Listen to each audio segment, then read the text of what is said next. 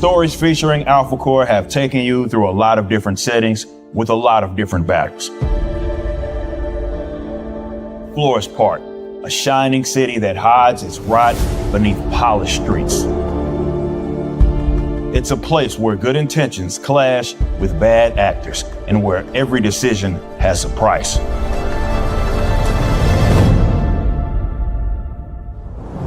Brian, Braxwell, and Ingrid, the core of this XSEP task force, are caught in the middle of all of this. Balancing duty, conscience, and survival. You've seen them all across the Rippaverse, seen the tension, the trust, and sometimes the cracks. But in their own title, the stakes rise. The eagle's nest has fallen. The Florist Park police waver in their support, and the heart-wrenching loss of a colleague still lingers in the shadows. Brian Solari knows what war looks like. The chaos, the politics, the lives it consumes. And even if this isn't a clash of nations, it's a war all the same. Now the question is, how does a team like this deal with the fallout of their own choices? Find out in Alphacore #2, written by Chuck Dixon and penciled by Joe Bennett. The mission continues, and not everyone walks away clean.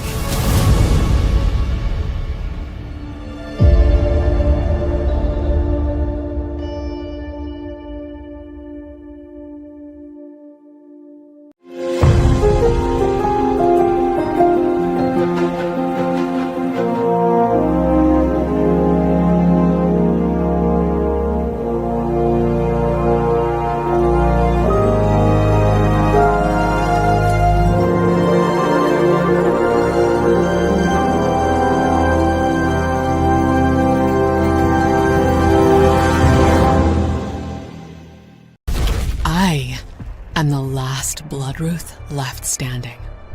Tragedy at the hands of an impossible nemesis tore my family apart. I lost all of them. But I won't let a small obstacle like death stand in the way of me trying to save them. I know such magic is forbidden. I know there will be consequences. But I have to try. Charity Bloodruth knows the most powerful of blood magics.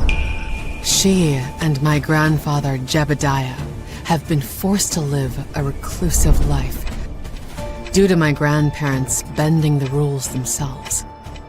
They will understand that I would never abandon my brothers or my mother. Mother and Abel are beyond my reach. But I must save Casey, no matter what the cost, before it's too late. It's time for a little family reunion.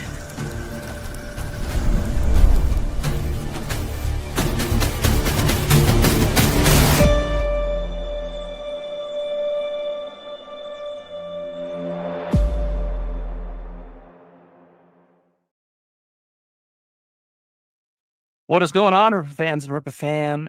Andy Andrew here. We're back. This is another roundtable. We've been kind of, sort of, consistent with these. Something resembling consistency. We'll pretend that works. I'm going to pretend that it works. That's my headcanon. I'm going to put that in the Dokimon card. It will be as such. It will be so. I get to say that. I am Dokimandrew.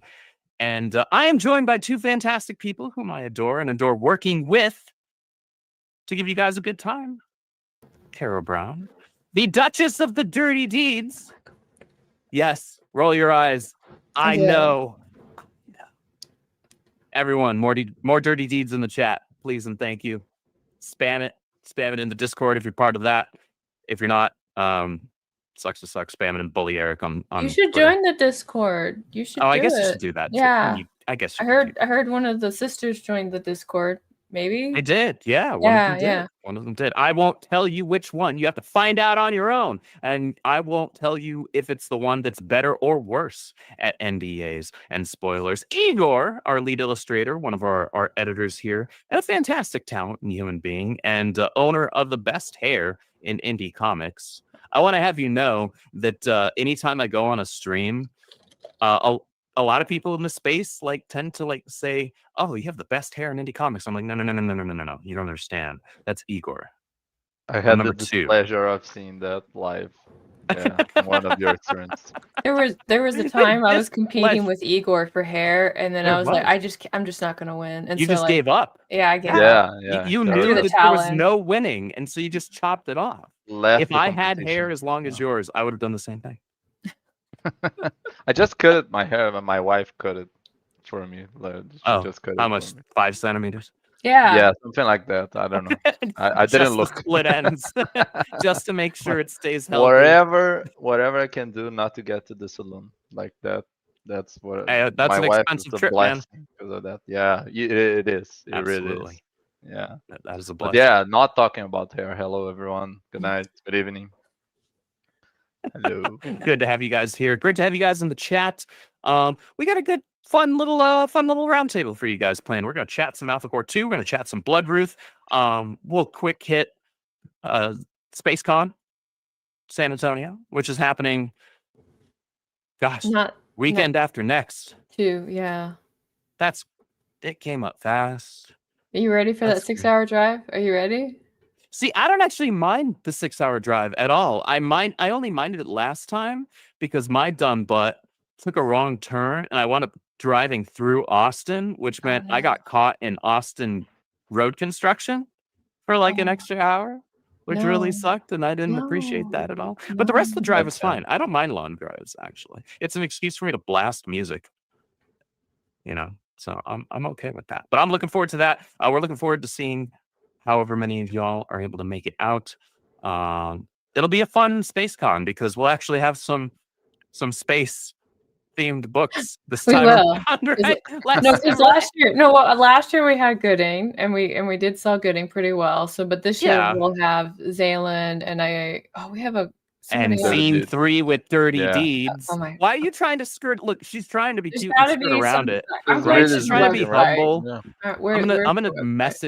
I'm gonna message Mr. Brown right now and be like, she's trying to downplay the importance really of is. Dirty Deeds. Keep him out of my office, okay? He's playing Cyberpunk right now. Leave him be, okay? Let him. Only dogs allowed. Yeah. All right. Fine. Respect. I may still message him later though. But yeah, it's gonna be great. We're gonna have some space themed stuff. Hope to see you guys there. It'll be great. We love seeing the fans. Interacting with the fans is a blessing.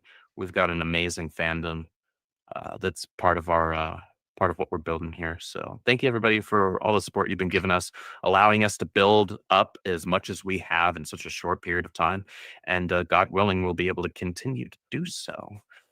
But let's make sure there aren't any super chats already so that we don't skip those before getting into the actual topics at hand. Looks like there are not yet, and that is okay. Understand, I am just a simple, poor white man. I am not a black man, and therefore I do not get super chats thrown at me. I'm HBO. Eric, come on, guys. Where's my HBO Eric? Karen. So HBO Eric is Karen haircut. Yeah, right. Because that's white how it girl. goes.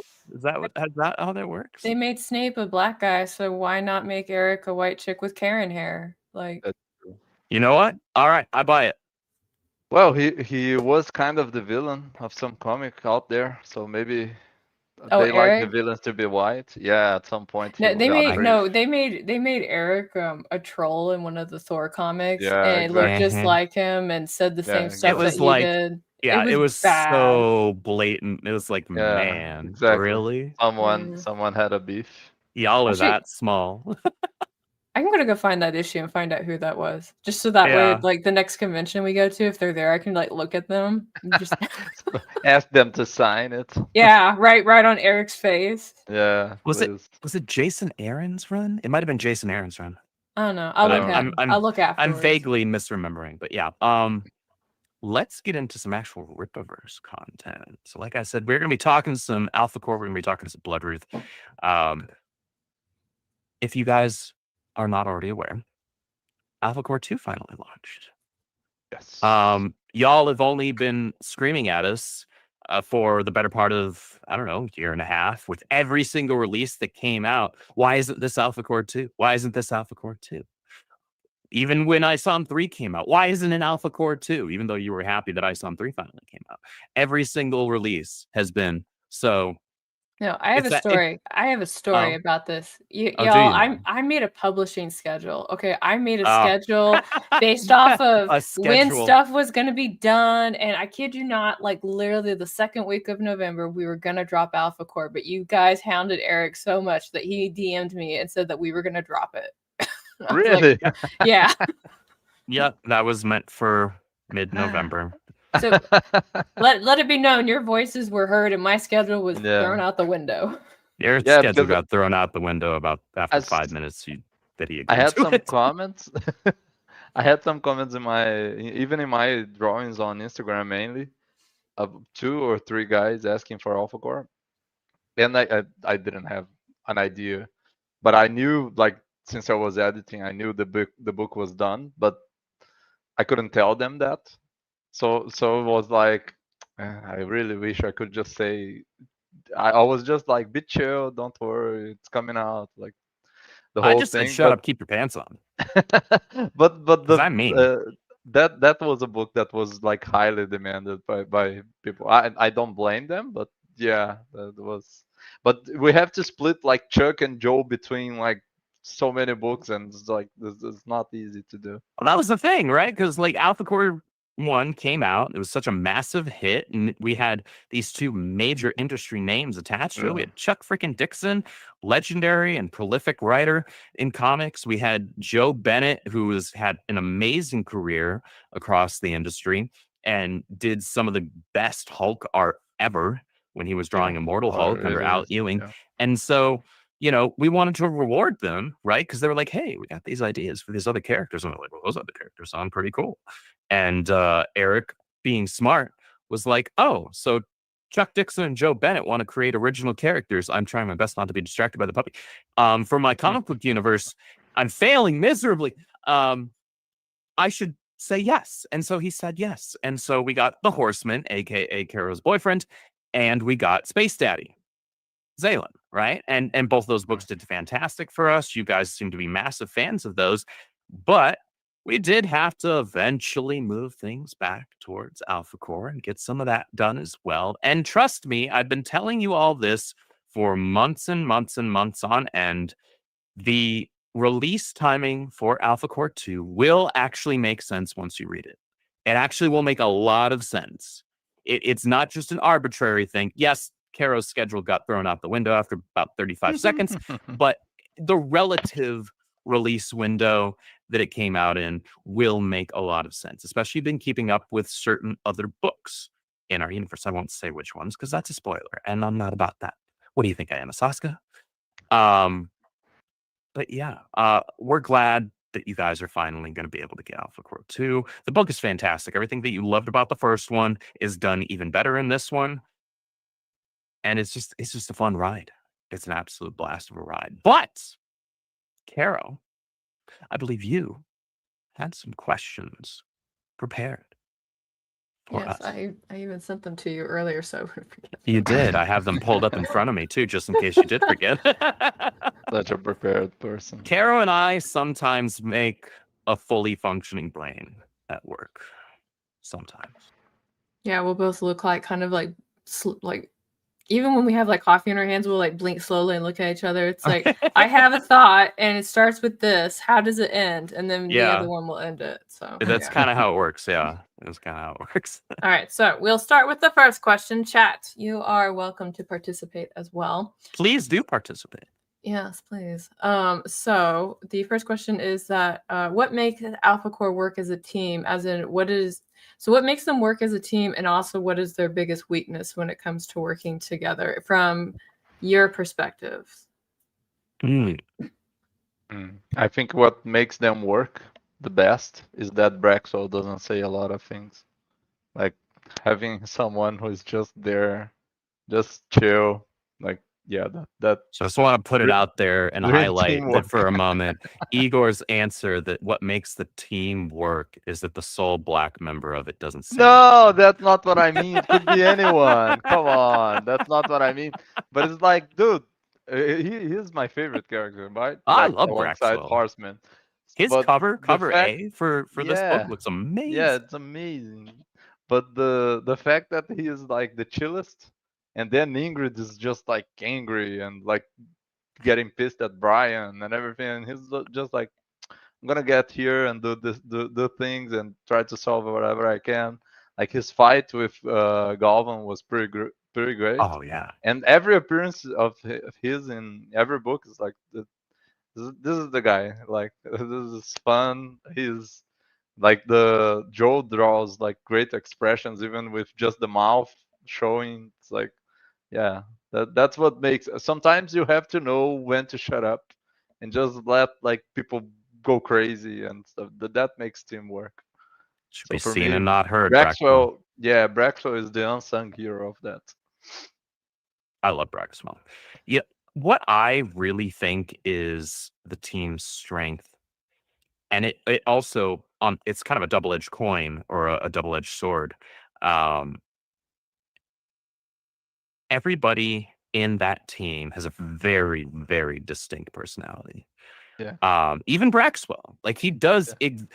The great thing about a character like Braxwell is it really forces you to rely on your artist. Mm-hmm. As far as like having the character that's on the panel be very expressive, whether it's overtly or maybe it's a little more subtle, because that can tell you something as well about what's going on. Very similar to how we would talk about, acting for TV and film, where very subtle expression changes can tell you a lot about what that character's thinking, about what that character really wants to say, maybe what they're feeling, things like that. And Braxwell's the type of character you have to really lean into that with. The team as a whole, it really highlights the strengths of Chuck Dixon. I don't know if anybody was aware of this. I'm a Chuck Dixon fanboy. So I'm gonna kind of like praise Chuck's work until I'm purple in the face. But Chuck is really great about making every single one of the members feel so distinct. In an ensemble cast, it can be really easy for certainly an inexperienced writer, and even more experienced ones as well sometimes, to make everybody kind of have the same voice, right? How they speak, the emotions that they're giving off when they're talking. Chuck doesn't do that. He makes Brian and Ingrid and Braxwell all incredibly distinct from each other. That's something that, not to veer off into outer space, but Carol, you did really great with Dirty Deeds, right? Everybody sounds incredibly distinct. They all have very distinct, unique character voices. So that's important when you're dealing with an ensemble cast. And so especially like a team that's supposed to be tight knit, like Alphacore, and they're kind of like trying to build that way. It's incredibly crucial. And Chuck does a great job of that. But the flip side of that coin is those distinct personalities will sometimes clash, and they often do. And for me, I love that because that brings back memories of reading, Teen Titans and Titans and all those teen books and Young Justice, things like that I grew up loving, because all of those characters, they have the same goal. They may care about each other to varying degrees, but they're all individuals. You got to remember that. Like the reason why we care about the Avengers, the reason why we care about the Justice League is because we care about the individual characters there. We care about those distinct people that make up that team, make up that summation, right? That conglomerate. And if you don't maintain those individual personalities, you're not being true to those characters. And people who can make that work in a team setting, like what we have with Alphacore, it's very impressive, and it does create drama all on its own without having to force the drama. Just by way of having more than one person in a space, occupying a space at any given time, you're going to have conflict in some form or fashion. True. Charo, you have to answer your own question now. Thank you. You don't get to skirt away from this. Oh, I don't? No. Okay. But yeah, I could see you playing with the puppy. She said it's time to play, so we're gonna play. So I think what is their biggest strength is actually something that I appreciate that that Chuck Dixon kind of worked in with that kind of police lifestyle. Go get that. And it's the same thing that we have in the military. It's a phrase. It's called embrace the suck, which means that everything sucks. It's terrible and there's no fixing it. So work through it. Right. Yeah. And forgive me for saying it this way, but in the civilian sector, they get really like lost in like the diagnosing of how we got here and not actually fixing the problem, which holds the whole thing up. So, but in Alphacore, they're kind of like, okay, well, this fucking sucks. Let's go ahead. I'm sorry, I cussed. But let's figure it out. Where's the swear jar? We need a swear jar. No, that would be so bad. Means you're getting coffee on Wednesday. Okay. You're the first one to swear. You know what? If I have to bring coffee, I'm gonna swear as much as I want. Then, but that's what I think is probably like their biggest strength. They all are kind of like, this sucks, but we're gonna work through it. And in those moments, I will say there is no finger pointing, which is nice. But they definitely have some conversations afterwards. I think probably the thing that makes them weakest when it comes to leadership, I'm going to say it's experience, because you've got Brian, who's got all of the experience that he has, no spoiling anything else that's been going on. Great War of Separation. Yeah. Braxwell clearly is not new to any of this. In fact, Braxwell, I think, is a big enigma. Like, I know nothing about this guy other than he's the strong silent type, right? Yeah. And then we've got Ingrid, who's the new kid on the block, and she's definitely kind of fiery that way. She's kind of like, and they're like, okay, she's got something to prove. Yeah. So I would say the experience is probably what makes them weaker, because it's not being shared. It's just kind of like, yeah, some of us are experienced and the others aren't. But I guess you could also say that that's also what like also makes them strong, because they're not walking in with like those particular biases that experience would give. So like, not that I'm trying to praise our boss or anything, but like, when Eric made his publishing company, everybody was like, well, we always do it this way. And he's like, well, I'm not doing that. And so he just went off and did like his own thing. Right. So it's a different kind of trailblazing that way. So.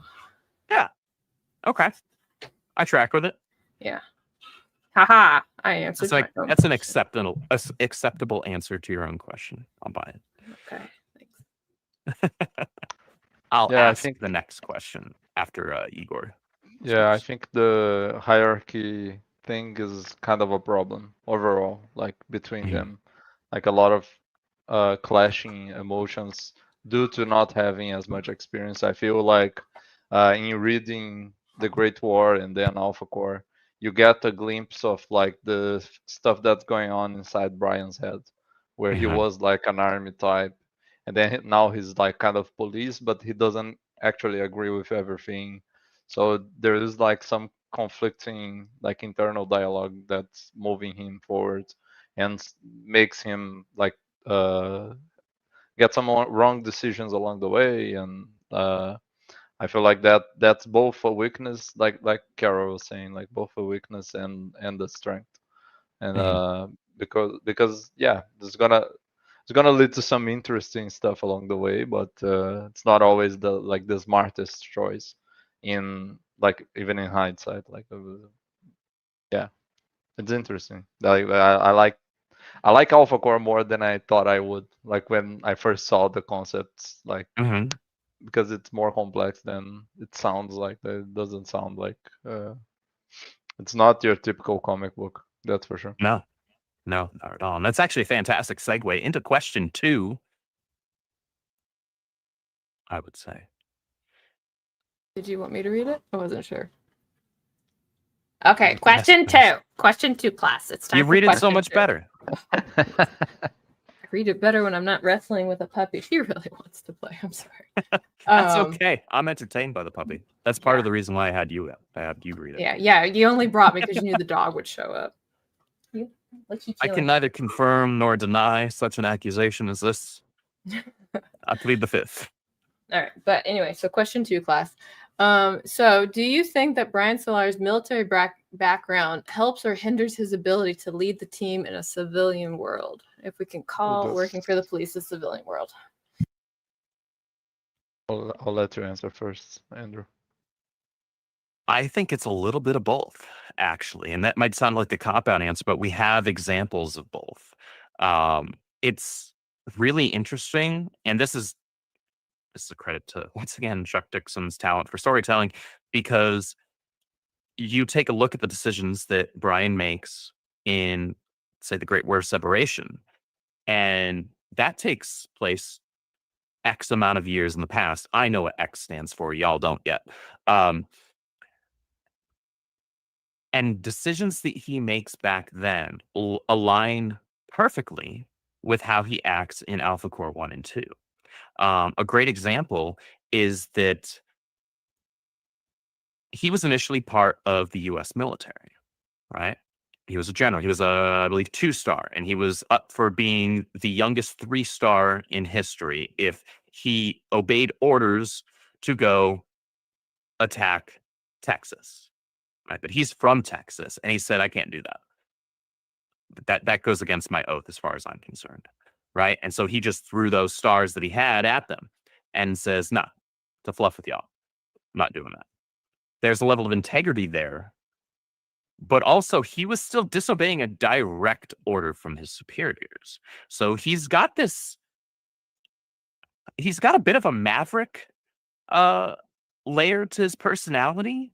Like he'll follow orders and chain of command as long as it still gets the job done and he feels like he's still doing the right thing. But the second that feels like it's inhibiting his ability to do the right thing, he'll be like, huh, what orders? Right? And so I feel like that sort of nuanced, multifaceted approach and personality lends itself well to being able to operate in a more civilian capacity. Though at the same time, that comes with consequences, right? And so we see those consequences play out in Alphacore 1, and you guys will see it play out in Alphacore 2. Yeah, and I feel like the experiences that he had during the war, like shaped him to the story that happens in Alphacore, but he still holds some of the naivety, I feel like, of the complete structure of everything. Like if these decisions happen and I do this is part of the plan. Like, and then things go wrong and he doesn't know like kind of where to go from there because it's like consequences of his own decisions, where before there would be a system in place around him. I feel like Chuck kind of showed that with the Ego Nest fiasco, and then he had like to kind of go and try to fix that. And the other point that I think it's interesting is because the Eric is like the one to praise for that, but the inclusion of Ingrid from the beginning kind of like gives us a glimpse of what it was before and then how it is moving forward, where like probably the team before was in a very different like capacity, and then like when Ingrid joins, you have like a complete overhaul of the entire thing, because she's a strong personality, right? Like we saw that in Saints and Sinners and Alphacore. So she in Yaira as well. She does command in some capacity, like the things that are happening around her. She doesn't just let things slide, and I feel like Brian likes that, but hasn't dealt with something like that before. Because in Great War, like in times of war, things are different, right? Like decisions are the less nuanced to some degree, where like you know your enemy, but then when you have to deal with the sorts of like Lillian and Michael and the whole thing happening in Flores Park, like things get a little bit like hairier, pun intended. But yeah, that's basically like it's interesting to see, but very interesting to see like a character go from the military background to the civilian, trying to juggle that, as we are seeing with people should get Alphacore 2 because of that, mainly because we see like a whole different side of the team regarding that. Carol, you have an answer. I do. Sorry, they're playing. I'm sorry. That was a woof. Yeah. Someone thinks they pays bills. Yeah. Well, the old man and his trophy wife are rebels. So, but I think, let me scroll back up so I can read my own question because I was answering somebody else's question. I think, so the one thing that I can at least say when I had to move from military to civilian was I had to learn different manners and different like cultures. And anybody who works with me knows I'm pretty blunt about stuff, and I had to learn to not be. Yeah, I know you're surprised. I have not heard this. And in some settings, I had to learn that was not okay. Like I went to work one day and I was talking to like this lady, ended up making her cry by asking 2 questions, and my other coworker was like, it's your question was fine, you're just really intense, right? And I was like, I thought I was normal, but whatever. And I can totally see that. I think Andrew too, right? Like you can see Carol making someone cry. Like I can see that very easily happening, like right now, for instance. Wow. If push comes to shove, like that's not unreasonable to think about. Let's get someone to make Carol so Carol can make you just want me to tear into somebody so that way they like to curl up on the ground and start crying. She'll just start Russian roulette with us. Yeah, she will. Yeah. My luck, I'll end up getting the bullet. No. I'm sorry, I interrupted. No, it's okay. So I think that there might be like a slight cultural thing. The one thing that I was thinking about when you guys were both talking is the one thing that all 3 of these characters actually have in common is that they're all rebels in different ways, right? Mm-hmm. It's just how they go about it is a little different. Again, talking about how amazing Chuck is. Chuck should have been here so that way we could talk about how wonderful he is. But Chuck did a great job of showing how each of them is a rebel in their own different way, and then the consequences of it. I know in this coming book that we have, I think we see it better with Braxwell than we did before. But yeah, that's really good too. I think the routine of Brian's military background is probably what helps him out the most, guys. They're having a grand old time. Yeah, but I also think that working for the Flores Park Police is also probably his saving grace because they still have like a slightly military structure there, so that's probably like helping. And that's my answer.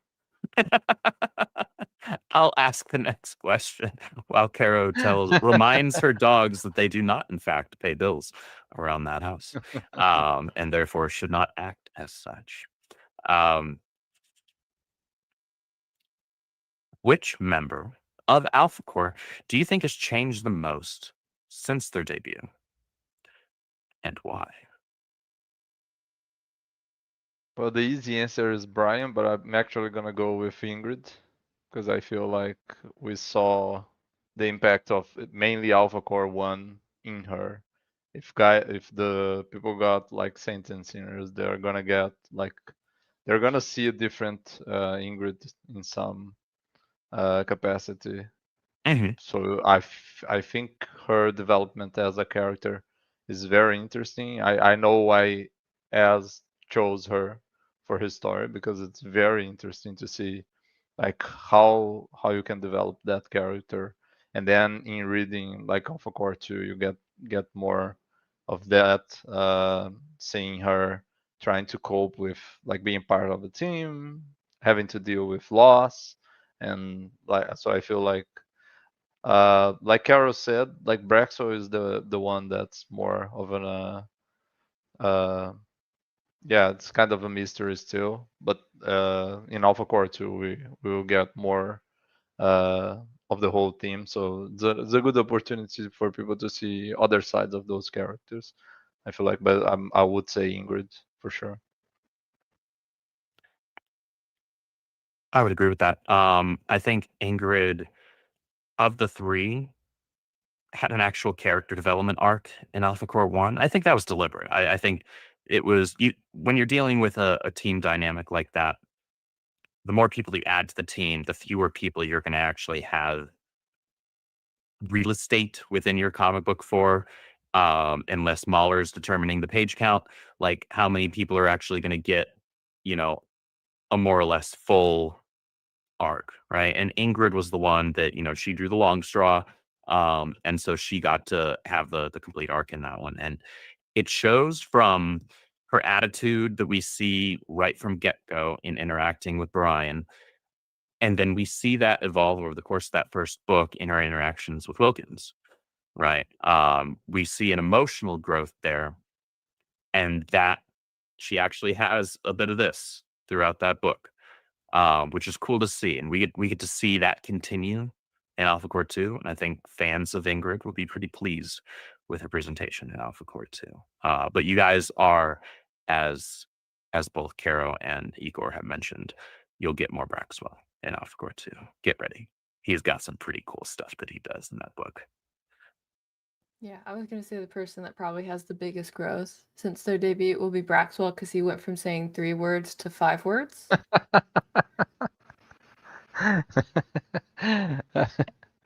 Yeah, that's good. Like I didn't count. I did. It was amazing. So funny because originally when I read it, I was like, "Oh, that was so good," and I can't remember what it was. It was something we had to change, I think, and it actually in this script.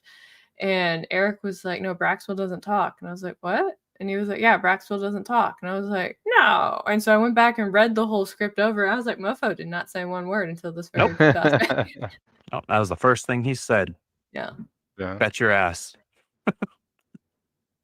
That was something that I was very careful about in Alphacore 2.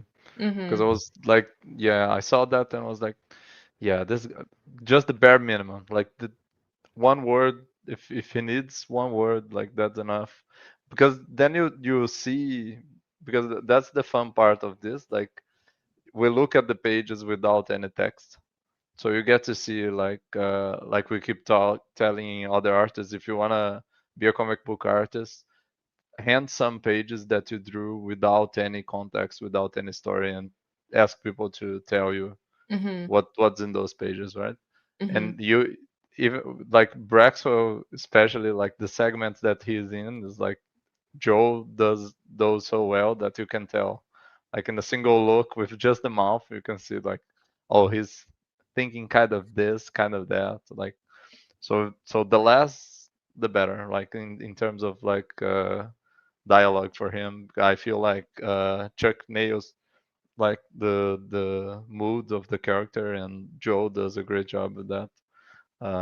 So he doesn't need to say a lot.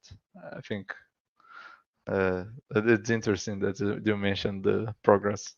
Maybe we get like 7 words now, something like that. That would be. That would be nice. That would be like the biggest character growth that we've ever seen, at least in terms of dialogue. In any history, yeah. We can do a percentage, percentage of dialogue increase, like for Braxwell. But now that I've said that, increased by like 10% at most. Yeah. But now that I've said that, I bet Chuck will like get a snippet of this, and he'll be like, "Well, I'll show you," and then it'll just go right back down to 0. Ruining my data. But that one thing that you were talking about with artists having to like write without having like the context and stuff like that. When I was Caro story time, but when I was younger, I grew up in like a Jerry Springer family, and I'm not like, I don't mean like an episode. I mean like we have our own season. Okay, like it's absolutely crazy, this family I have. Yeah. Andrew's heard some of my stories. Any of these lines, I didn't used to have lines on my forehead. That's not because I just turned 37. It's because I've heard stories from Caro of her family, and my lines appeared from raising my eyebrows so often. Like, really? Yeah, and no, I really can't make any of it up. But one of the side effects of that is I actually didn't learn how to read until like I was 10. And when I was getting into reading, I was actually drawn to the comics that made following the dialogue a lot easier. So when the pictures were able to provide the context, it was a lot easier for me to follow what was going on. And so when I try and write right now, I always try to make sure that my panels are done in a way where you can follow that context without having the dialogue to explain anything. And I think the only time I've ever really had to come in and talk to Evan and another redacted artist about stuff regarding that is only if I have to like tweak like what's going on there, and that's pretty much it. So yeah, that it's good that you mentioned that because that's interesting. Like this isn't Control Z, so we're not gonna like go over minutia in terms of like art and stuff like that. But I know that there's always someone that wants to be either a comic book artist or writer in our chats, and that's something that for writers is good as well. Like to think about what you're describing in a way that makes sense for like imagine if you didn't have the dialogue option. If it was just silent comics, how would you describe the scene for the artist in order to convey what you want the characters to show? So, right. You So want you most need of the to think story about- to be understandable on the page without the dialogue, if Yeah, possible. because I'm not a writer, so I have no idea how you guys do that. But like magic. Yeah. On the full moon, we get the cauldron out in the backyard. No, and that's what women do because Oh. women are all witches. But for me, I don't know. I just kind of bullshit onto the page. Right. Yeah. People. No, I can say that. No, I'm not saying that. I don't know if I'm gonna get into trouble for that, so I'm not gonna say anything. But yeah, that's it. I guess I can read. Right. Oh, sorry. Next question. I can read the next one. So let's see. Sticking with Alphacore, how does the city of Flores Park shape Alphacore's identity compared to other superhero teams tied to other big cities? So, coming from someone who reads and grew up reading a lot of mainstream comics, so from your big two, and they have very large superhero teams right in there. I think just the logistics alone changes everything. So even if Alphacore was a team of, I don't know, let's say 7, right? We'll put it at the number of the Justice League, right? If they were like a 7, like your core 7 for the Justice League, the rules in which they have to operate drastically change everything, because they are tied specifically to Flores Park. That is the jurisdiction for the most part, right? Like this is where they're part of the Flores Park Police Department. If they go outside of that, there's probably going to be consequences to that. I would surmise. I feel like that's a fair assumption to make.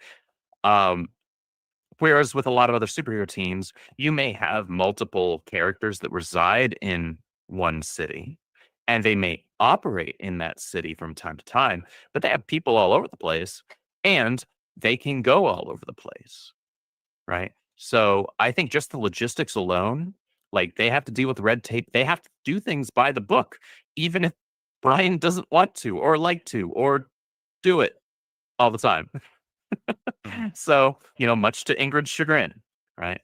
I think it's a logistical thing for the most part. Like the technical aspect of it completely changes Alphacore and sets them apart from any other superhero team that we've seen. Yeah. I just saw a good comment there. Man, I wonder if a character operates outside of the city because of Alphacore. And I feel like Texas after the Great War is gonna have like a different feeling for people outside, right? Like so yeah. So there is something interesting because of those things that happen. Like you create a super team with the likes of like Braxwell and then Brian Solari, and some people are gonna flee that, like try to avoid that area for sure. So yeah, that's interesting. It's a good comment. Space You movie. guys are so smart. You're so smart. Yeah. But yeah, I feel like it also draws some type of like characters, and if you think about like revenge and vengeance, and some people getting their plans foiled and trying to come back to get some advantage out of like the characters. There is a lot going on in Flores Park, like at any given time. Like in the few issues that we have, there are like few issues, like not actually few, but yeah. So there's a lot going on, even for that team alone to deal with. I feel like if they go outside, like if Brian had to deal with stuff outside the Flores Park right now, he would be crazy. He would go crazy. Like just the amount of stuff that they have to do, because they've appeared in most of our books. I feel like they're involved in like pretty much every story in some capacity. Like Horseman, Yair, everywhere. They are everywhere. So there's a lot of headaches going on already for them to deal with stuff outside the Flores Park. They got a lot going on. Yeah. What about you, Carol?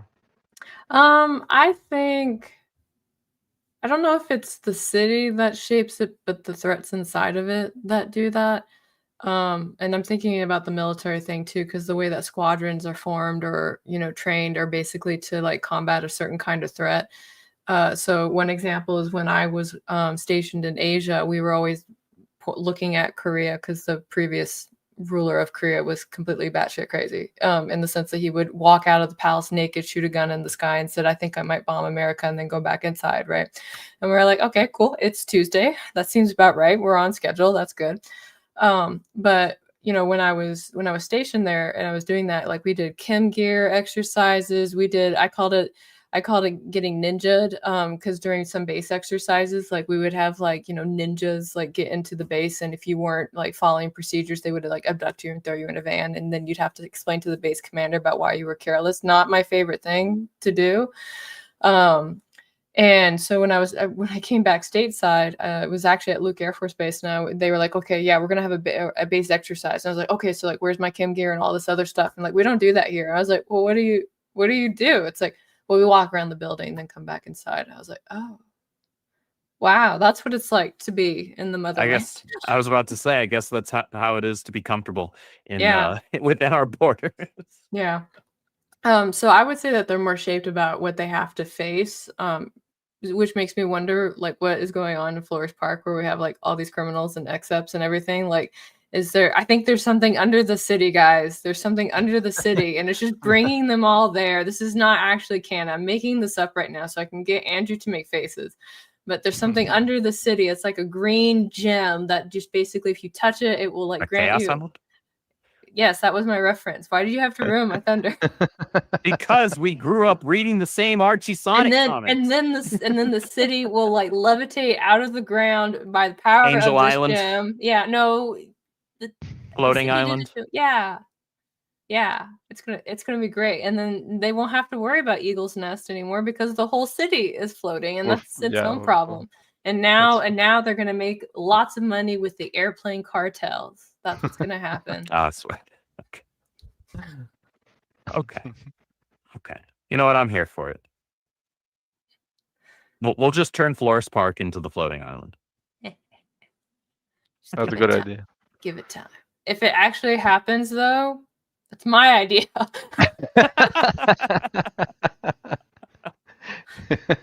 You should put that into a Dirty Deeds comic then, before anyone else does that. I have a floating island city. Oh, yeah. Space. Everything's floating in space. Flores Park. No, Flores Park. Just put a single panel there, so you know, like I created this, and then in a galaxy far, far away, just throw the story anywhere else. It's gonna be spingy, like somebody's trying to explain what Flores Park looks like, so he's gonna draw it, and then because he doesn't know what is around it, he just makes it a floating city and then adds it to the wall. I mean, cities in Texas may as well be floating cities because you have the city and all the stuff inside it, and then you have nothing for X amount of miles, and then you have another city with stuff inside it, and then you have more nothing. That's what it's like to have a desert state. Isn't that like every state in the US though? Like you get it depends. Like if you go over to like where like Gothics lives, like everything's like super close together. Mm-hmm. So when you tell somebody it's like, yeah, I'm gonna have to drive an hour to go see somebody, they're kind of like, that's like forever. Yeah, that's really not. Speaking to Europeans about that is hilarious because they're like, man, I had to drive a whole hour and a half. I'm like, bro. Yeah. Like the state that I live in, Brazil, that is sounds the size really of hard. France. The state that I live in is the size of France, and I used to live in another state, so I had to travel. And when I lived in England, people were surprised, like, "Oh, you're gonna take the bus, the coach they call it, right? But you're gonna take the bus to France? Isn't that like a long travel for you?" I'm like, dude, you have no idea. This is like this is nothing. Like, what are you talking about? Oh, that's pretty sad. All right, Carol. Next question. Last Alphacore question. It is the last Alphacore question, perhaps the most important Alphacore question. Mm-hmm. The most important. Who flies better, Brian or Braxwell? Let's see if this was who jumps better. Be a different answer. I'm trying to think if they like stumbled on something while they were flying. Did Braxwell? No, I think it was. I saw some pretty good landing shots of like the Braxwell in Alphacore 1, so I'm gonna say he flies better because I see Braxwell carry people more. Yeah, Brian seems the kind of like just fly through a wall or something like that. Brian is what we call a flying Mack truck. Braxwell has a little bit more finesse. Yeah. He's like a Ferrari. Like, a little bit. We got an F-150 and a Ferrari. Is that what we got? Well, I mean, it's not a. I'm gonna save that joke. I almost made that joke. That was a really good joke. I'm gonna keep that one to myself, though. Tag me in Discord if you want to hear it. I'm not saying that one on air, but it's a good joke. But he does have more finesse, I think, from his flight than the Brian does. Brian is absolutely like a flying brick. And he looks great while doing it. He looks cool as heck. He's got that classic, like, Superman archetypal energy when he flies. It's very deliberate, and he looks imposing. He looks powerful. He looks noble. But Braxwell, when he flies, I don't know, he gives off this air, and Joe, to his credit, does a great job drawing it, where he looks like he's got more maneuverability, and he looks like he's able to do a little bit more in the air, even if like he might not be as physically strong. Maybe he can't even fly as fast, but he's got a little bit more to him when he's doing it. That's what comes off to me. Yeah. That's my call on that. I like the effort that Joe shows. That's the difference between the two. Because it's like there's been a couple of times when I've seen Braxwell fly, and it looks like he's actually straining to do things. So, like, I'm talking about like the one time he had to carry like the 2 people and the kid in both arms and all that. Like, it was carrying like 3 people at once. Yeah. And meanwhile, like, Brian's like lifting a guy with like, a bomb vest, and being kind of like, my cape, what have you done? Why are you shooting the cape, bro? This thing wasn't free. Trying to hold the ego nest on, like, in Alphacore 1, like he's trying to stop it from flying. Like, it's very different, and Joe does a great job with that. Yeah, I appreciate the effort that's being put into it, because I think one of the things that has kind of happened with like comic books is because they've like scaled up so powerfully, like an MMO, right? That when it comes time for them to like do mundane things, it's just like whatever. Like, what are we doing here in this chapter right now? So yeah. You can ask the next question. Question, teacher. And we're now tackling Bloodruth. Yes. Do you think the Bloodruths have fun family traditions? Well, I'm sure getting defeated by an ancient vampire is probably not what they would consider a family tradition. Before there was a time before. I know it's hard to believe. I mean, they seem like they might like a good game of, Egyptian war. Maybe they play craps. I don't know. No, what certainly seemed to be the case, actually, for just to take what we know from Bloodruth 1, is that they were very dedicated about attending church or attending mass together. Yeah. And you could have an argument that that's more of a ritual than a tradition or a pastime, but that's still something that's part of your your routine, and something that you do together as a family. And so I'd say that that's something that, at least from what we know of the characters right now, and we know a very minimal amount about most of them for now, I would say that like attending service was probably their important family tradition. As far as like something that would be more on the fun side, I don't know, like based on what we saw in Bloodruth 1, they looked like they actually enjoyed their occupation. They looked like they enjoyed hunting down Hellions, right? Yeah. Until they got the butts kicked by one. And then they enjoyed it a little less. But prior to that, I'd say it's probably easy enough to surmise that they enjoyed Hellion hunting.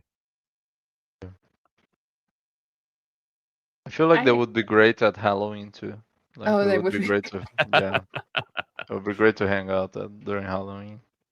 I think they would be busy on Halloween. I feel like that's not like a time where they'd be like, let's go around the neighborhood and get candy. It's like, okay, get the steaks ready. Do you have the silver? Okay, I got the holy dangerous, water. right? Like that's pretty dangerous. I feel like that's the time when they call a time off. Like during Halloween, we might hurt the civilian or two, so we don't want to make like a That's why they start with the holy water. Like they're just out there with like the hose. They're hosing people down and be like, okay, they're safe. You have to one take of them some starts extra like measures. sizzling from the water. It's like, get that one. Is that a goth or is that a vampire? It's just hold him down. Oh no, it make it even better. Just put it like in like those little squirt guns, so you can like quickly squirt it at somebody and see if it like sizzles. Are you a vampire? I feel like Halloween's time off. Or you can get like the little squirt bottles that they use like on cats and stuff like that when they're acting up. Be like, exactly, yeah. But I think that they would be like kitchen people. Do you know what I mean? Like the family that's always in the kitchen. Yeah. I feel like they would be kitchen people. What do you get? Chat, what do you think? You're here too. I see you. I'm looking right at you. You know, I bet before she was turned into a vampire, Mama Bloodruth probably made a mean gumbo. Oh. And now I kind of want gumbo. I bet Grandma before they went off to do the thing that they're doing right now, I bet she made great dinner rolls. She looks like a great dinner roll person. Yeah. I buy that. Yeah.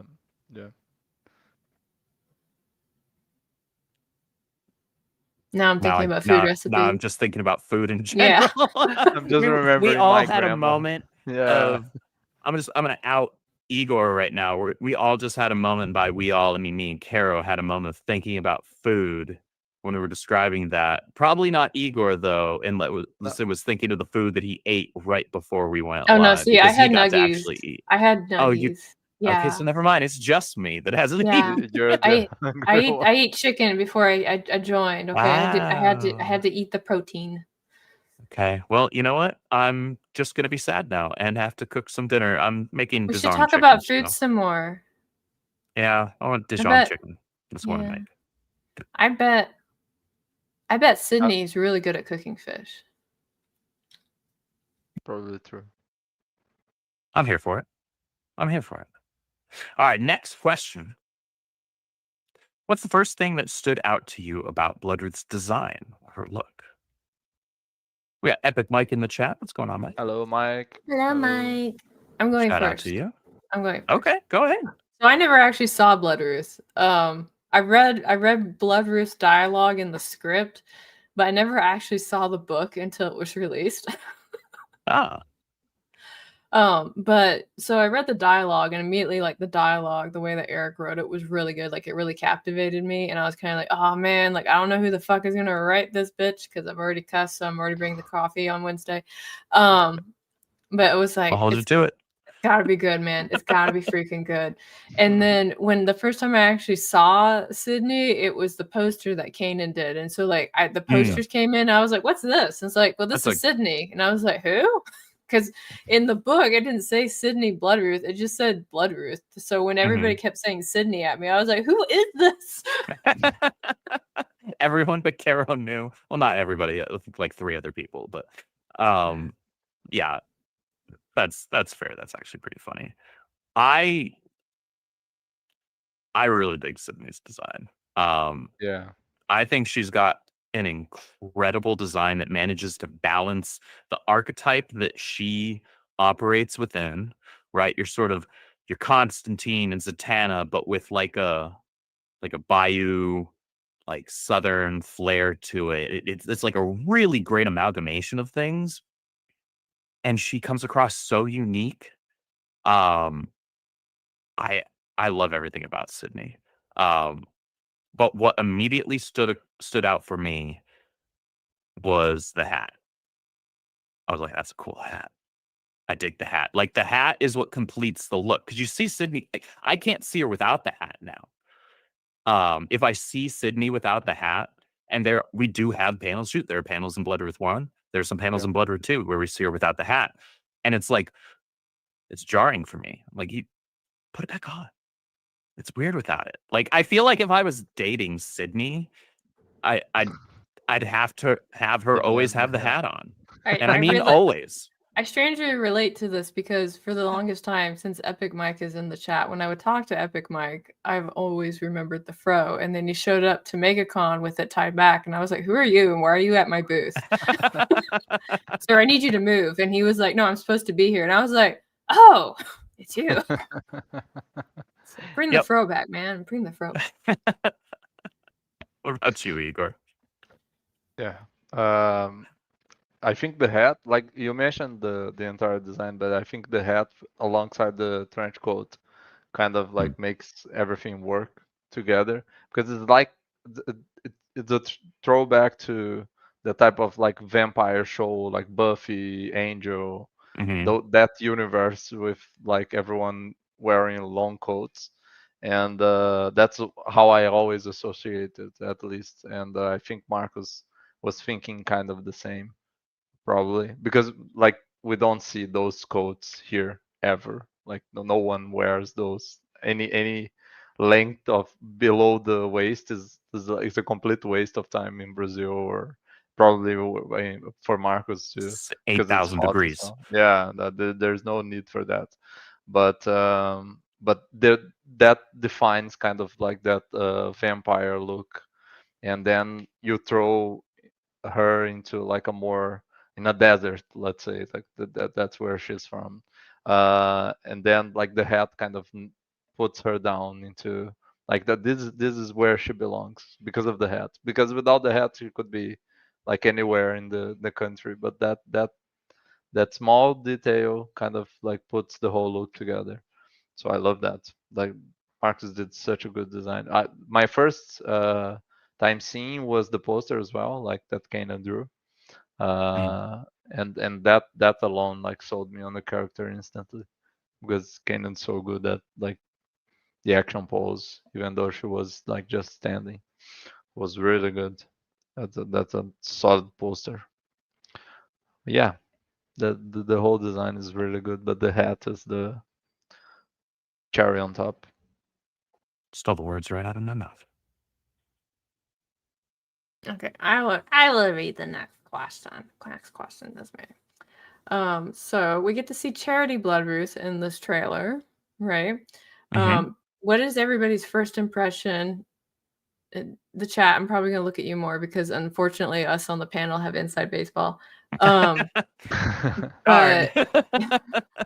what was your first impression of Sydney's grandmother when you saw her in the trailer? I don't know why I just muted myself. I don't have dogs in here right now. I'll let you go first, Igor.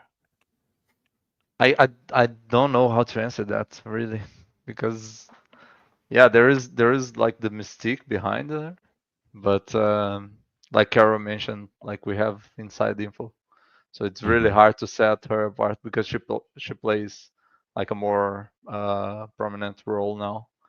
So you start to get like a sense of what the character actually is, and in very few lines she makes known what she's about, like the stuff that matters to her.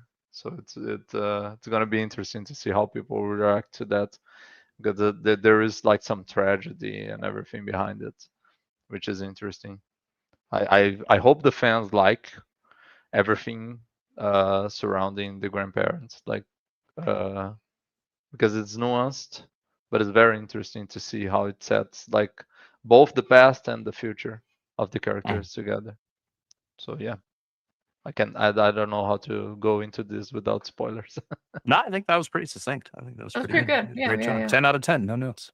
Mm-hmm. Oh, thank you. I really like the kind of it's a combination of like old hermit woman, but also like wise matriarchal figure that she exudes. It's a really interesting balance between the two. Like she's someone who clearly has remained kind of hands off within the family for a little while, but at the same time, she gives off this energy that she's also who people would defer to and go to for knowledge, right? Or for advice. And I like that type of character.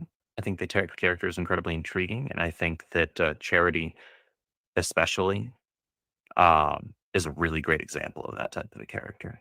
And I can't wait for the fans to see more of her and Jebediah because I think they're both incredibly cool. Like they very quickly rocketed up to like favorite members of the Bloodroot family for me, outside of Sydney herself, right? They're really great characters.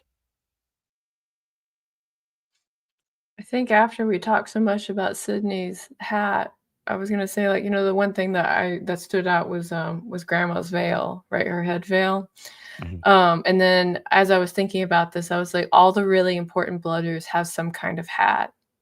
Mm-hmm. Yeah, that was based off of book 1, and then some of the stuff in book 2. So now I know if they have a hat, they're super important. This is like a tell. I think we have to keep an eye out for that.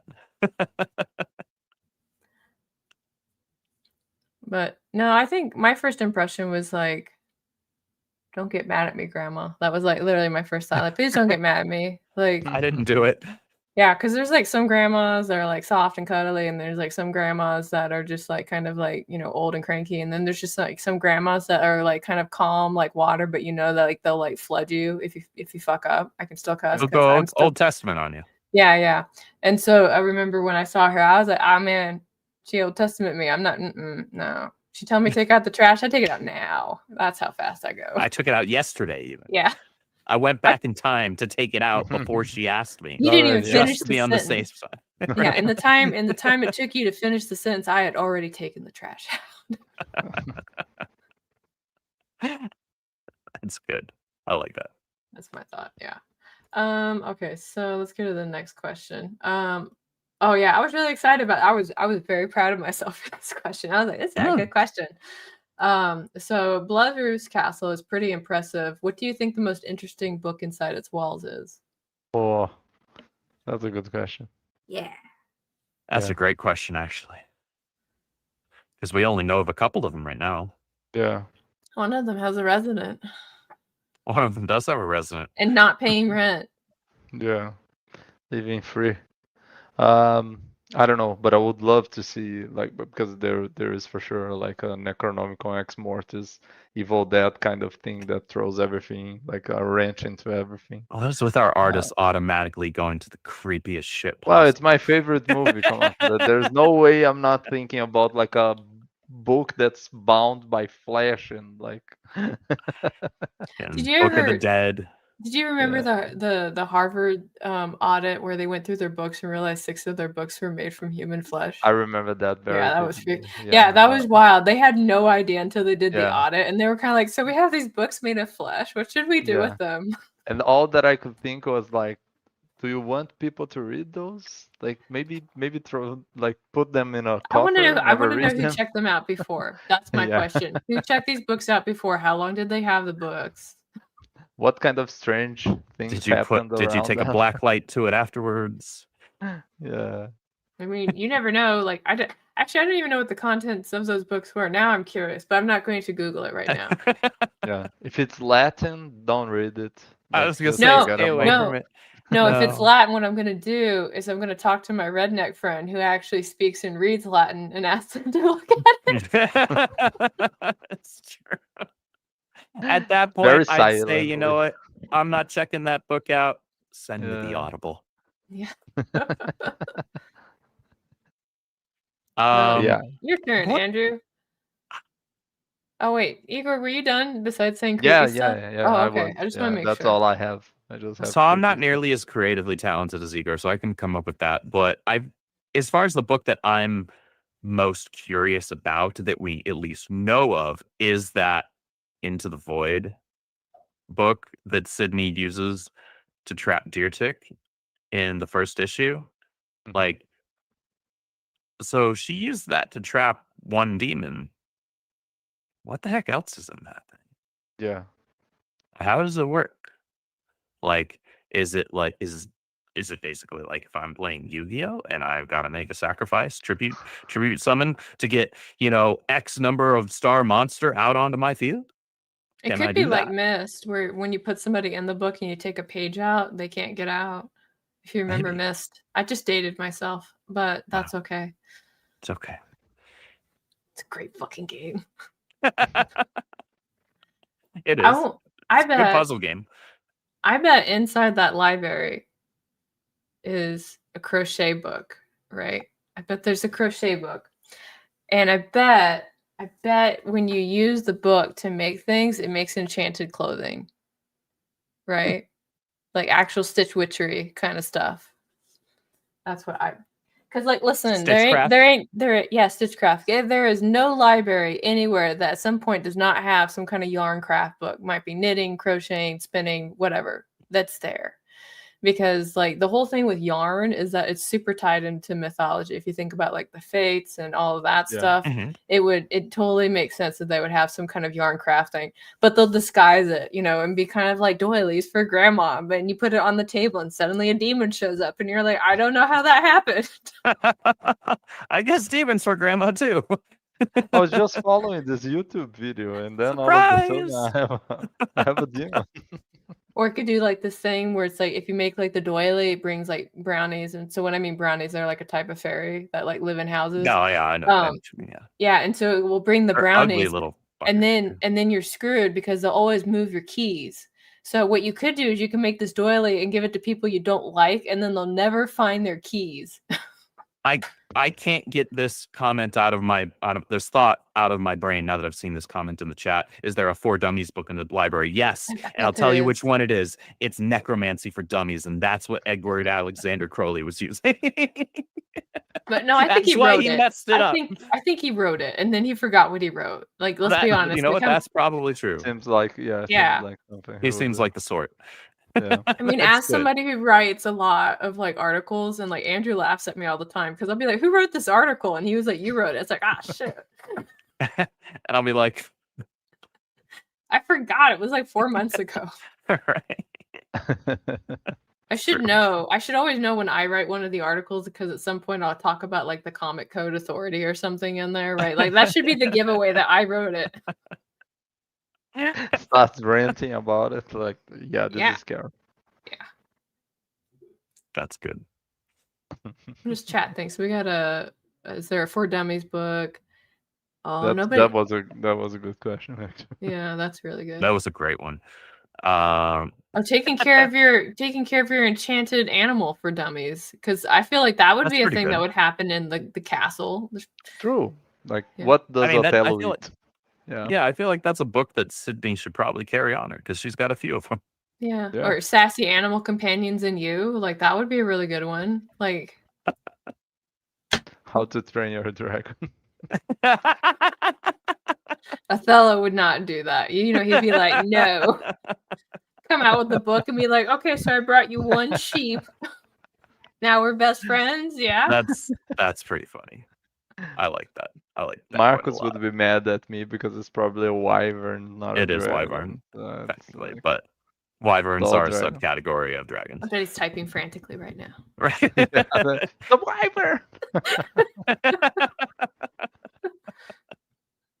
All right, final blood question. It does.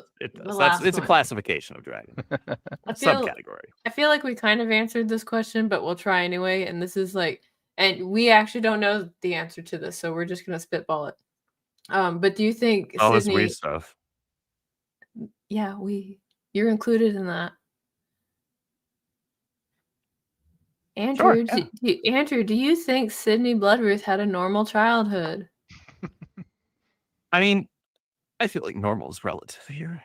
Do you see how he's dodging? Normal. What is normalcy? Exactly. How are we qualifying normalcy here? Are we talking just going to school Monday through Friday, maybe after school sports? If they use the word typical, would you still have this answer? Again, I feel like it depends on what you want to place as the answer for each of those questions. Because I feel like she probably did not have a typical childhood, okay? Aside from like if you're a typical Catholic and you go to mass every week, I don't feel like there's much else Venn diagram crossover there with you and Sydney Bloodworth. I think her childhood was it probably looked a little differently than yours. Oh yeah. You think it started with like demons early or no? Or I mean, I feel like the sooner you start them, the better, right? You're gonna be more proficient. Year and a half old, steak in hand. Okay, baby, go ahead and kill your first vampire. Hey, you're 18 months, man. You start getting a job and paying rent around here by stabbing some vampires. Vampires, yeah. Or casting some hellions back into the abyss, the infernal realms. I think that's a good way. Some parents teach their kids taxes early on. Others teach them demon hunting, and blood magic, and that. Oh, you got a cut in your finger, like do something with it, like make use of that blood. Don't just drop on the floor. Do something. There's no band-aid here. Come on. Cast magic with it now. That is my answer. Oh, you dodged really well, but you also answered it. Okay, you also answered it. I'll give you that. Igor, what do you think?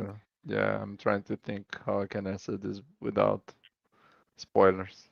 But yeah, I feel like must have been a nightmare, really, childhood, because not only they know what's out there, they know what's coming as they grow old, right? Like that doesn't seem like the family business has a retirement plan, like for them. Like doesn't seem like the way to go out is a retirement home. Probably looks like it seems dire, right? Yeah, I was surprised when we saw Charity. I was like, oh, it's a grandma.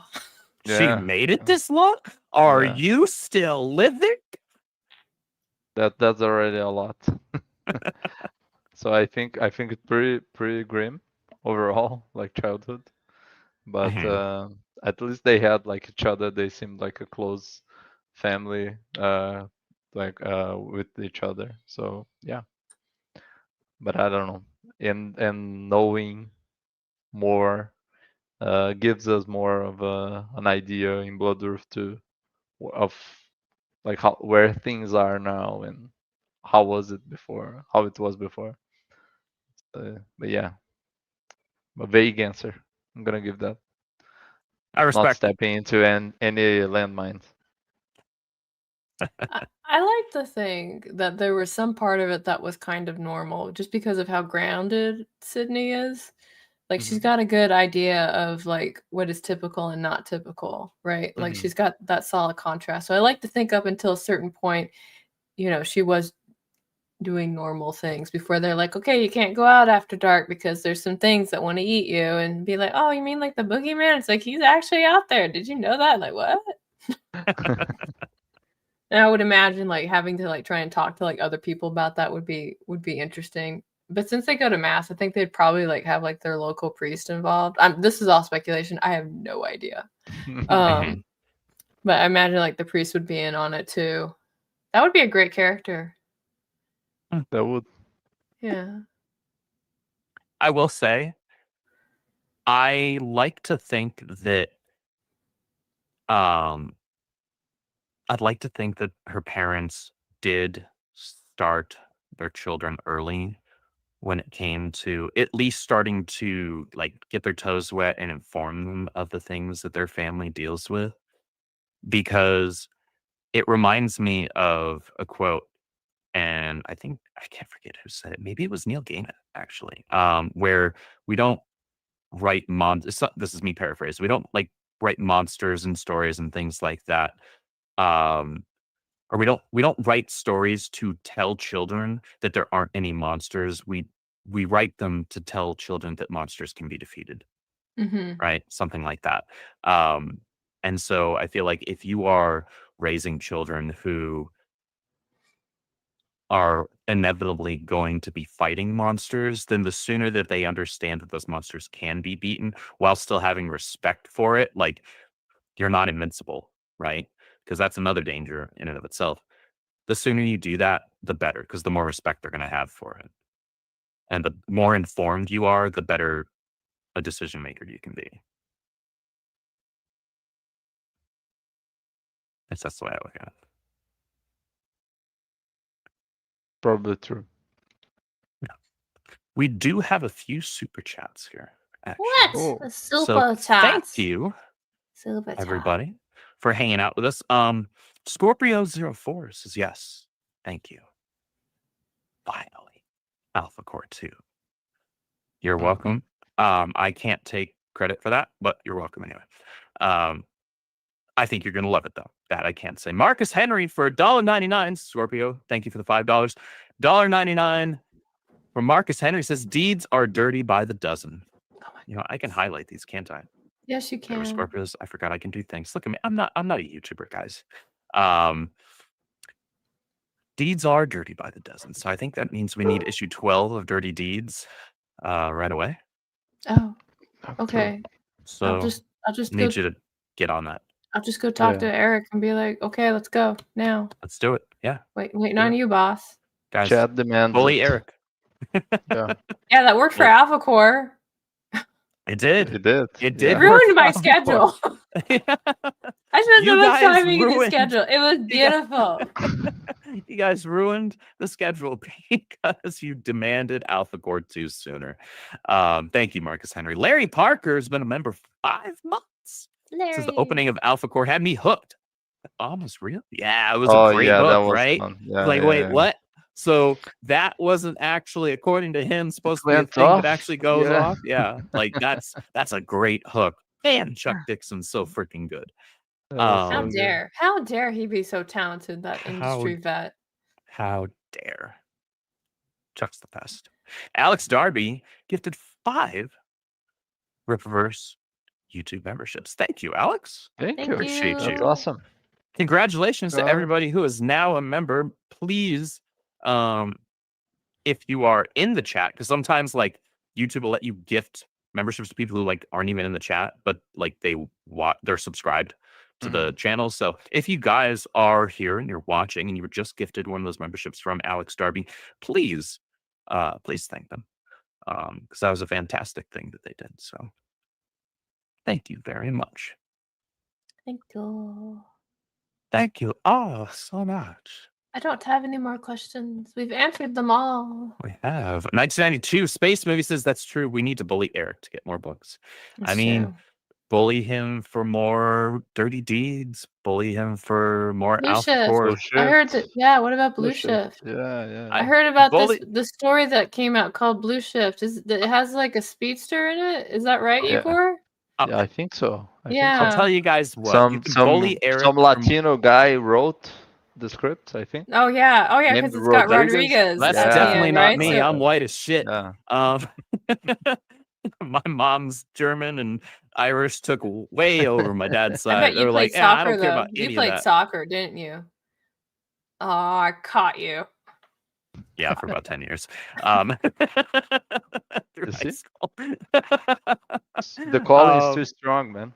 I guess so, man. It is what it is. I'll tell you guys what. You could bully Eric for more Blue Shift after you read the short story Blue Shift Tryouts in RippaZine 5. And then if you like it, please, by all means, bully Eric for more. Yeah, I mean, you guys can bully him whenever you want. Just do it. I mean, we were bullying Eric for Sersha, like even before it was done. Bullying works. I mean, I think Alphacore 2 coming out this month is proof positive of that. So yeah. Yeah. Thanks, guys. My schedule. Pressure. You ruined my schedule. But when are we getting more dirty deeds? Yeah, give Eric a break because there's a baby.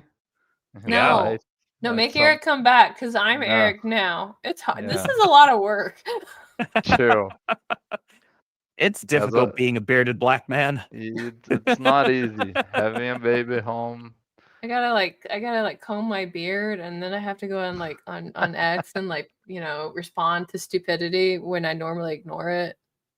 Yeah, that's a hard life. Right. That sounds really hard. Yeah, it's really tough to be HBO Eric. Brimstone says, I hope to get to see you all at MegaCon. I have to get Caro's novel.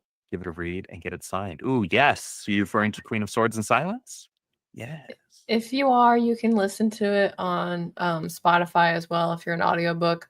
I have such a wild story about that audiobook, but this is not the appropriate time or place. We have to, I think, end soon. Yes, this is what my clock says. Yes, indeed it is. So thank you, Brimstone. Please definitely get and read Queen of Swords and Silence and pester Caro to sign it so you can have a signature. You should also buy Alphacore and get the ISOM figure. I keep mentioning the figure. There are a great number of things. I want to sell the figure, guys. Can we sell the toy? Here's the thing. Caro has an ulterior motive here. I'm gonna level with you guys. Okay, I'm gonna give it to you. I'm not even supposed to be saying this. The reason why Caro wants to push the ISOM Rippaverse Primeval McFarlane figure is because the faster that sells, the sooner we can demand a Horseman action figure from McFarlane.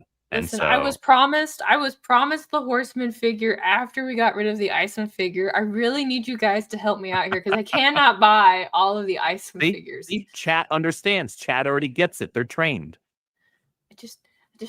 I'm just gonna get a whole bunch of little Horseman figures. I'll buy 30 of them. I'm gonna decorate my desk with them, the old army figures that we used to have, right as kids. And they're gonna all be fighting each other, and we'll be in a super serious meeting. I'll pick up 2 figures and have them start fighting. Right? Yeah, because I'm for. That's excellent. I'm not saying I've done the same thing with my Godzilla figures at all. I'm not saying that.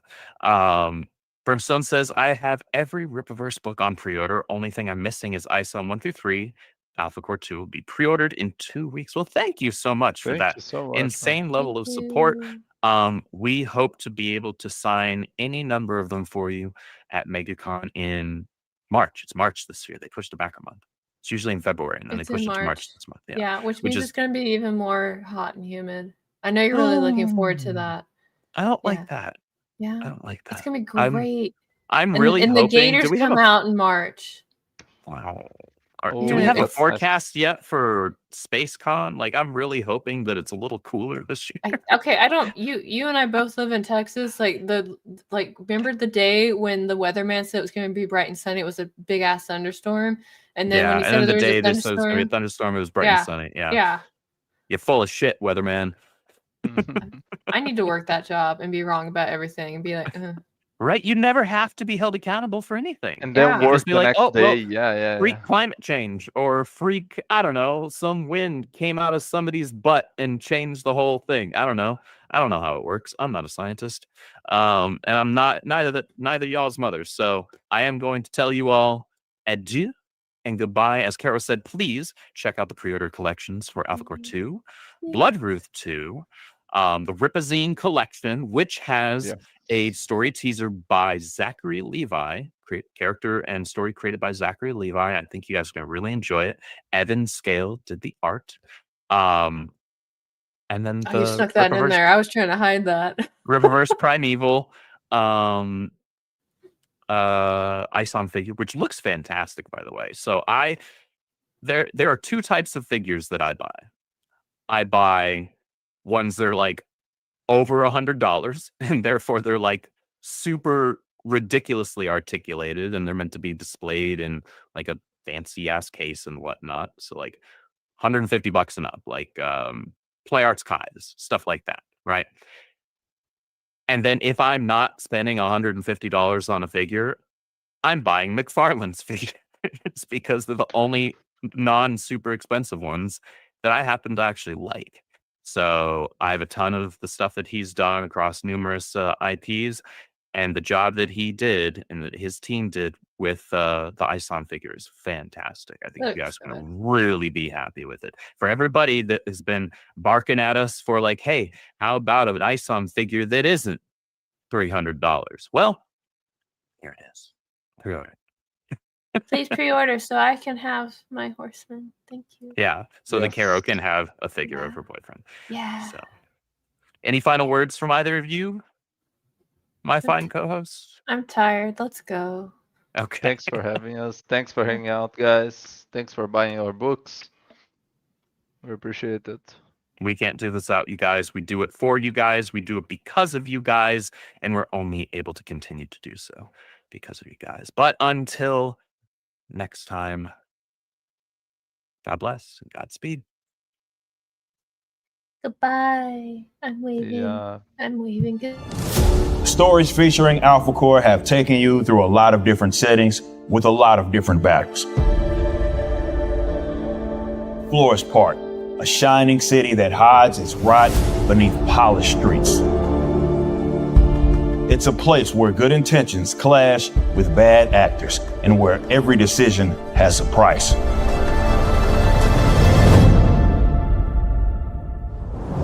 Brian, Braxwell, and Ingrid, the core of this XSEP task force, are caught in the middle of all of this.